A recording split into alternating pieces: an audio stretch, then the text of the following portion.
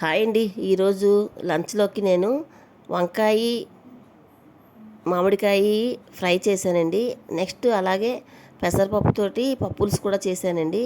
ఈ రెండు కాంబినేషన్లతోని ఈవేళ మా లంచ్ మీకు చూపిస్తాను ఎలా తయారు చేశాను.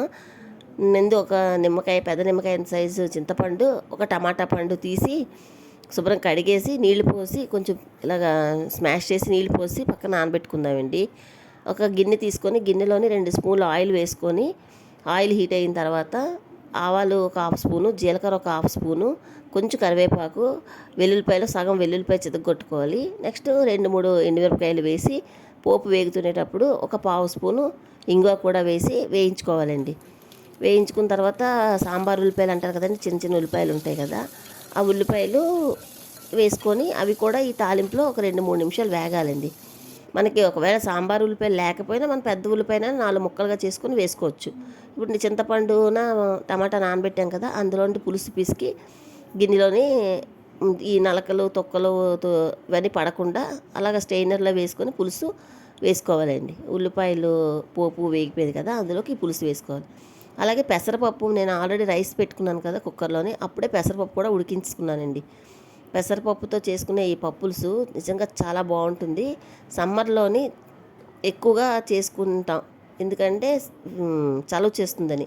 పెసరపప్పుతో చేసే ఈ పప్పులుసు చలువ చేస్తుందండి. దీనికి సాంబార్ పొళ్ళు కట్ట ఏం అవసరం లేదు, కొంచెం అల్లం మాత్రం దంచి వేసుకోవాలి అంతేనండి.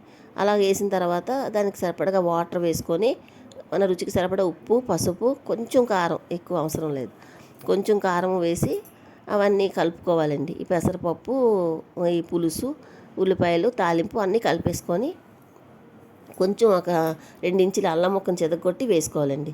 అలాగే నా దగ్గర ములంకాళ్ళు ఉన్నాయని వేశాను, లేకపోయినా ఏం పర్వాలేదు, ములంకాళ్ళు ఉంటే వేసుకోవచ్చు, లేకపోయినా లేదు, ఉన్నాయని వేశాను. అది అలాగే అవంతా పప్పులుసు అంతా మరిగిపోద్దండి. నిండా పెట్టాం కదా, 1/2 ఇంచ్ వరకు మరుగుద్దండి.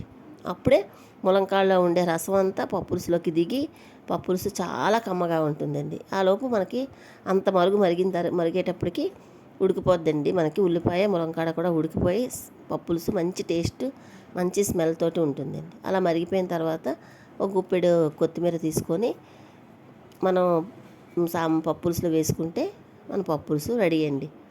చూసారా ఎంత బాగుందో, భలే ఉంటుంది, చిక్కగా ఉంటుంది, మంచి వాసన ఉంటుంది, మంచి టేస్ట్ కూడా ఉంటుంది, హెల్దీ కూడా. అప్పుడు మనం డిష్ అవుట్ చేసుకొని ఆ గిన్నెలో నుంచి మామూలు బౌల్లోకి, సర్వింగ్ బౌల్లోకి తీసుకొని రెడీ చేసుకోవడమే అండి. ఇలా తర్వాత నెక్స్ట్ వంకాయ మామిడికాయ ఫ్రై చేశాను. దానికోసం వాటర్లో కొంచెం ఉప్పు వేసి పక్కన పెట్టుకొని వంకాయ ముక్కలు కొంచెం మరీ చిన్న ముక్కలు అయితే మెత్తగా అయిపోతాయి, కొంచెం పెద్ద సైజు ముక్కలుగానే కట్ చేసుకోవాలండి. అలా కట్ చేసుకుని ఆ ముక్కలన్నింటినీ కూడా ఉప్పు నీళ్ళల్లో వేసుకోవాలి. అప్పుడు వంకాయ ముక్కలు అలా ఉప్పు నీళ్ళల్లో వేసుకుంటే రంగు మారవు అని అంటారు. అందుకనే అలా ఉప్పు నీళ్ళల్లో వంకాయ ముక్కలన్నీ వేసుకొని దానికి ఒక్క ఉల్లిపాయ పడిందండి, అంతే, ఎక్కువ అక్కర్లేదు. కొంచెం కరివేపాకు, 2 ఎండుమిరపకాయలు, అది మామిడికాయ తురుముకొని ఉంచుకున్నాను ఫ్రిడ్జ్లోని, అది 2 స్పూన్లు వేసుకుంటే సరిపోద్దండి.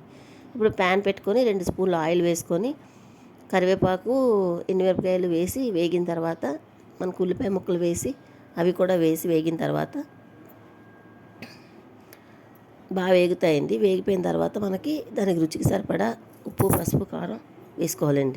పావు స్పూన్ పసుపు, ఒక 1/2 స్పూను ఉప్పు, ఒక 1/2 స్పూను కారం పడతాయండి. ఆ 3 కూడా ఈ ఉల్లిపాయలకి బాగా కలిపి ఆ మసాలా అంతా కలిసిన తర్వాత మనం వంకాయ ముక్కలు కూడా వేసుకొని మొత్తం ఈ ఉప్పు, పసుపు, కారం వంకాయ ముక్కలు పట్టేటట్టు కలుపుకొని వేయించుకోవాలండి. అలా చక్కగా మూత పెడితే మనకి 10 నిమిషాల్లో వంకాయ ముక్క మగ్గిపోద్దండి. ఆ ఆవిరికే వంకాయ మగ్గిపోద్ది, నీళ్లు పోసి ఉడికించిన అవసరం లేదు. ఇంకా ఇది ఫ్రై కనుక నీళ్లు పోయిన అవసరం లేదు. ఓకేనండి, ఇలా రెడీ అయిపోద్దండి. మనకు దీనికి గరం మసాలా కానీ, అల్లం వెల్లుల్లి పేస్ట్ కానీ, ధనియాల జీలకర్ర పొడి కానీ ఏమీ అవసరం లేదు. ఇది ఫ్రై కనుక అవి ఏం అవసరం లేదు. అదే కర్రీ వండుకునేటట్లయితే వాటితో పాటు అల్లం వెల్లుల్లి పేస్టు, గరం మసాలా, నెక్స్ట్ ఇవన్నీ పడతాయి, ధనియాల జీలకర్ర పొడి, వాటర్ కూడా వేసుకోవాలి. ఇలా వంకాయలన్నీ మధ్య మధ్యలో కలుపుకుంటూ మూత తీస్తే 10 నిమిషాల్లో వేగిపోతాయి. ఇలా వేగిపోయిన వంకాయల్లోనే మనం ఆల్రెడీ మామిడికాయ తురుముకున్నాం కదండి, పుల్ల మామిడికాయ, ఆ దాంట్లోంచి 2 పెద్ద స్పూన్ తోటి 2 స్పూన్లు మామిడి తురుము వేసుకోవాలండి. వేసుకొని చక్కగా కలుపుకుంటే మామిడి తురుము మూత పెట్టుకొని కలుపుకున్నాం అనుకోండి, మామిడి తురుములో ఉండే వాటర్ తోటి చక్క సాఫ్ట్గా ఉడికిపోయి ఆ పులుపు అంతా కూడా వంకాయ ముక్కలు పీల్చుకొని చాలా టేస్ట్గా పుల్ల పుల్లగా కారం కారంగా వంకాయ వేపుడు రెడీ అయిపోద్దండి. చూడండి ఎంత బాగా కనిపిస్తుందో. అలా మొత్తం 5 నిమిషాలు మూత పెట్టేస్తే మగ్గిపోద్దండి. ఈ మామిడికి తురుము కూడా వేగిపోయి దాంట్లోంచి వాటర్ తోటి వంకాయ కూడా సాఫ్ట్గా కుక్ అయిపోద్ది. ఇలా రెడీ చేసుకున్న తర్వాత మనం ఒక 5 నిమిషాలు ఉంచుకుందాం. ఒక 5 నిమిషాలు మధ్య మధ్య కలుపుకుంటూ రెడీ చేసుకుంటే వంకాయ మామిడికాయ వేగిపోద్దండి. వేగిన తర్వాత కూర వేపుడు రెడీ అయిపోయిందండి. సో మనం డిష్ అవుట్ చేసుకొని సర్వ్ చేసుకోవడమేనండి. చాలా టేస్ట్గా ఉంటుందండి. ఈరోజు లంచ్కి అయితే నేను వైట్ రైస్తో పాటు వంకాయ మామిడికాయ ఫ్రై పెట్టాను. నెక్స్ట్ పెసరపప్పుతోని పప్పు పులుసు చేసి పెట్టానండి.